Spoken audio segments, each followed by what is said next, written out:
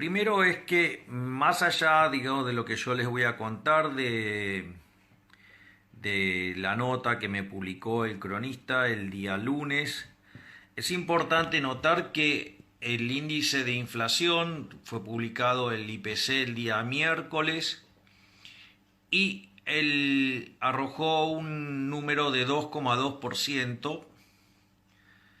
Y eso es interesante porque además alimentos, que pesa cerca de un tercio del índice, registró uno.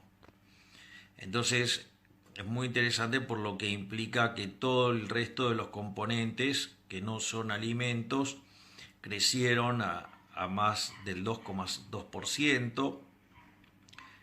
Y si ustedes suman que están las tarifas pisadas y suman que hay controles de precios, y suman que hay lugares que están cerrados y por ende no registran variaciones de precios, significa que la inflación, digamos, empieza a dar muestra de estar despertando.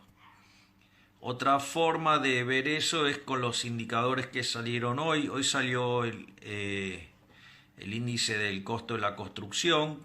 Digamos, si ustedes miran el índice da 1,1%, parece que el número fuera abajo, pero claro, cuando ustedes toman la cuestión de materiales está 4,2 arriba, y este número, digamos, se llega a esto porque un componente muy importante que es la mano de obra, o sea, el costo de la mano de obra, mostró una deflación de 0,7%. Es decir, que eso está mostrando que en este contexto de inflación, que algunos salarios empiecen a caer, es un tema no menor, y que cuando ustedes toman otros términos, como pueden ser los materiales, estamos 4,2 arriba. Y por otra parte, cuando miran el índice de precios mayorista, dio 3,7%. Recuerden que esos son elementos que después se terminan traspasando a los precios minoristas, o sea, suele tener esa dinámica. Obviamente que siempre se pueden contraer los márgenes, pero cuando el proceso es por generalizado significa que estamos frente a otra situación. Así es que, o sea, los márgenes, digamos, se podrán mantener o no en función de que la demanda, digamos, así lo amerite en términos monetarios. Entonces, ahí es donde nos empezamos a encontrar con los problemas de índole monetario. Es decir, si según ellos la emisión de dinero no causa inflación, es más, la hace bajar, como señala Bobovich, Pelotudovich, Imbecilovich, de Berkovich, o el inútil, imbécil, ignorante de Álvarez Agis. Digo, muchachos, o sea, emitan dinero, o sea, que van a bajar la inflación, o sea, es genial.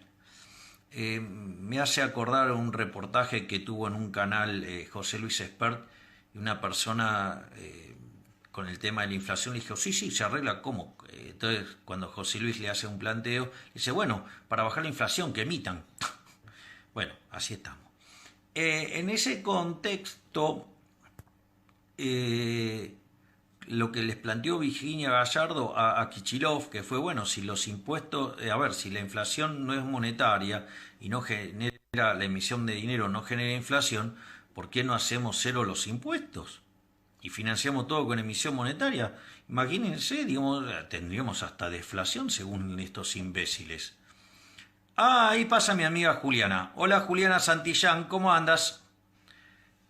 Saludos. En algún momento del vivo, si estás, pasás y nos saludas. Entonces, ese es el segundo punto de las precuelas, donde claramente todavía no dieron una respuesta a eso, no dan una respuesta. O sea, porque si estamos los que nos quejamos de los impuestos, miren qué fácil sería. No nos tienen que soportar más quejarnos de los impuestos, los hacen cero y ahí, digamos, o sea, lo financian todo con emisión monetaria y hasta generan deflación. Se dan cuenta, ¿no?, de la estupidez del argumento. Aparte, digamos, el otro día escuché una frase de Guillermo Moreno que es brillante. Dice, mire, si la economía se arreglara emitiendo dinero, no solo que no tendría sentido estudiar economía, digamos, o sea, usted para hacer economía entonces tendría que ir a estudiar diseño gráfico. O sea, ¿cómo hacer para hacer billete más lindo? Digamos, y está claro que no pasa por ahí. Lo primero que hay que comprender es esto, es que la política monetaria opera con rezagos. No solo que opera con rezagos, sino que además de estar el problema de los rezagos de la política monetaria, también digamos las caídas de demanda y las caídas del producto se manifiestan con saltos en el nivel de precios. A ver, concretamente, cuando el señor Marcos Peña, el 28 de diciembre del 2017, avanza sobre la independencia del Banco Central, la demanda de dinero se empieza a derrumbar. Ese derrumbe parcialmente lo mitiga Sturzenegger vendiendo dólares. Y no solo eso, sino que además a mitad del 2018 Argentina tiene que caer en el Fondo Monetario Internacional porque se queda sin financiamiento. Y en ese programa donde el gobierno, digamos, recibe un préstamo único en la historia del Fondo Monetario Internacional, no solo le presta dinero para pagar la deuda y así no caer en default, con lo cual técnicamente estamos en default. Ahora estamos en más default porque además nos pagamos un montón de cosas. Pero, digamos, vale la pena mencionar eso, o sea, si cualquiera de los acreedores que tiene uno de esos títulos va y litiga, se disparan las condiciones de cross default y entramos en un default total. Pero Argentina está en default, lo que pasa es que se llama default selectivo esta estructura de default. Pero Argentina está en default porque no pagó. Entonces, al margen de esa situación, después viene el programa del Fondo Monetario Internacional y es interesante porque el fondo le da a la Argentina 15.000 millones de dólares para arreglar el problema de las LEVACs. Y es interesante porque cuando Sturzenegger quiere hacer eso, quiere implementar eso, lo echaron. Y cuando lo echaron, lo reemplazaron por quien era el ministro de Finanzas, o sea, por Caputo, quien se patinó en 2 meses las 15.000 millones de dólares. Es decir, si el kirchnerismo se quiere enojar con el macrismo por el tema de la fuga de capitales, que mire qué pasó en esos 2 meses. Porque no te podés quejar de la fuga de capitales cuando hay tipo de cambio flexible. Porque eran los mismos dólares que entraban para financiar el rollover de la deuda y financiar el déficit fiscal. Que además las bestias de los kirchneristas decían que había un ajuste brutal. ¿Ok? Sean un poco más coherentes, por lo menos respeten la teoría económica. ¿Ok? Digamos, es por definición, tipo de cambio flexible no interviene el Banco Central. Entonces, cuando entra dinero por un lado, acá financiado al fisco, se va por otro. ¿Entendieron? O sea, si quieren buscar problemas, yo les recomiendo que miren lo que fue la gestión del Toto Caputo. ¿Ok? Ahí tendrían que mirar. Naturalmente, después de eso, después de que vendió los dólares que se le cantó a Caputo y se patinó toda la que tenía que ver con limpiar el balance del Banco Central, vino Sanleris. Y ahí Sanleris lo que hizo fue aplicar un programa de política monetaria dura de no emitir más un peso. Pero la demanda de dinero se venía desplomando. Argentina ya se había patinado 22.000 millones de dólares. A ver si se dan cuenta de la cantidad de guita que se patinaron en esa corrida. Entonces, algo que en general, digamos, el estatuto del Fondo Monetario no permite. Por eso se tuvo que ir Caputo. Y en ese contexto, lo que ustedes tienen es que después viene Sanleris y no emite más. Pero la demanda de dinero se venía desplomando. De hecho, con Mariano Fernández y con Diego Giacomini hicimos el contrafáctico de cuánto hubieran subido los precios si no hubiera sido por que el Banco Central vendió 22.000 millones de dólares. Y le da que la tasa de inflación hubiera sido del 550%, o sea, hubiera estado la hiper ahí. Ah, hola General ANCAP. Digo, después del análisis económico lo subimos. Entonces, la realidad es que todas esas cosas están explicadas, la caída de la demanda de dinero, está explicado también el tema de, por ejemplo, la caída de la actividad, está explicado también el rol de las expectativas. Nosotros explicamos que cuando ustedes tienen el problema de lo que era en ese momento las LEVAX y después las LELIX, el problema es que sin una política fiscal consistente ese mecanismo de esterilización y a una tasa de mercado, digamos, tiende a ser explosivo. Entonces eso significa que a futuro van a emitir dinero. Entonces eso queda incorporado en la expectativa de emisión futura, es decir, que queda cargado en las expectativas de inflación y eso también hace caer la demanda de dinero. ¿No lo saben? ¿No saben ese tipo de cosas? ¿O directamente son deshonestos intelectualmente? O las dos cosas. Por lo tanto, cuando ustedes analizan considerando estos elementos, se dan cuenta que también está explicado dentro de la lógica del monetarismo, aun cuando yo no sea monetarista. Pero sí creo que la inflación es siempre y en todo lugar un fenómeno monetario. Entonces, ahí tienen la explicación, digamos, acorde a las premisas monetaristas. Y lo otro que tenemos es la actual situación. Digamos, ¿por qué hoy no hay inflación? Bueno, miren, es muy simple, porque es baja la inflación.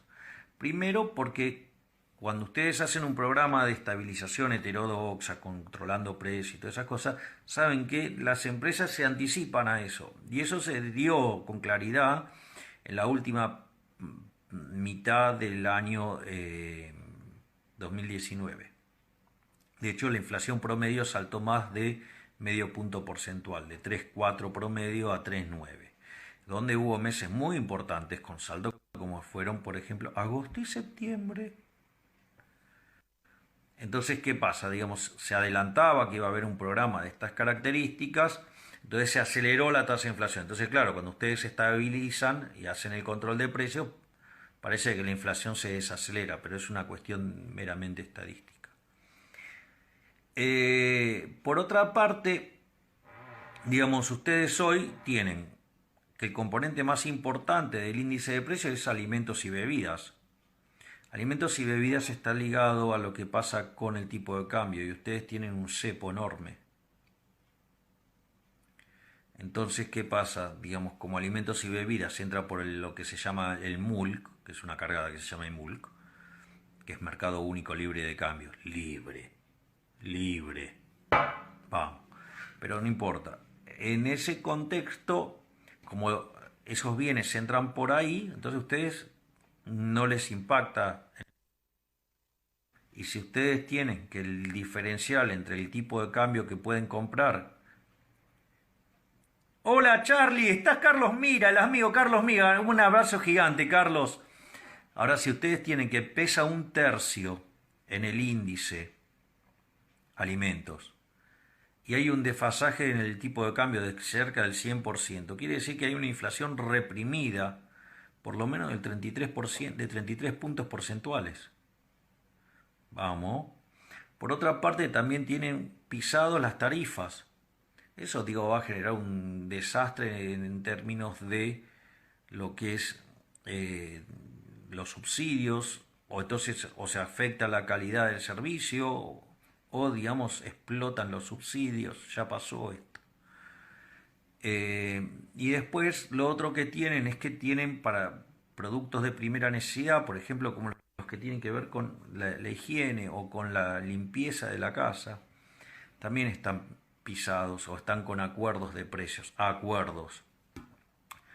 Entonces, digamos, por eso ustedes no ven que se mueva la inflación.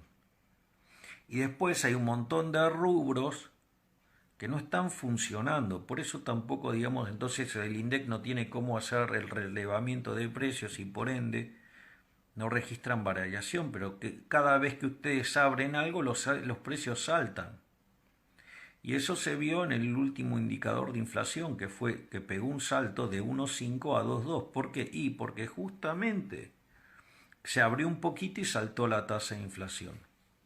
Entonces, ¿a qué vamos de acá de cara al futuro? Mire, vamos a una hiperinflación, yo se lo voy a explicar. En lo que va del año, el gobierno emitió 1,3 billones de pesos para financiar el déficit fiscal. Lo que pasa es que el 70% de esa emisión fue esterilizada con LELIQs y con PASES. Entonces ustedes tienen que una base monetaria de 2,3 billones y tienen entre LELIQs y PASES 2,4 billones. Esto quiere decir que en una situación de pánico, en el lapso de 29 días, 28, 29 días, van a una hiperinflación. Charlie, si te quedas un rato más que termine este argumento, te subo al vivo, Carlos. Estoy hablando con Carlos Mira, un amigo, digamos, tipo muy inteligente, un tipo brillante, un tipo al que le tengo un afecto enorme. Y aparte un liberal de raza. Entonces, ¿qué es lo que tienen ustedes? Digamos, ahí estarían duplicando la cantidad de dinero, eso se llama hiperinflación. Entonces, pero además en lo que va del año ya se generó 14.000 millones de dólares de déficit en la mejor parte del año. Imagínense lo que viene para después. O sea, es tremendo, tremendo.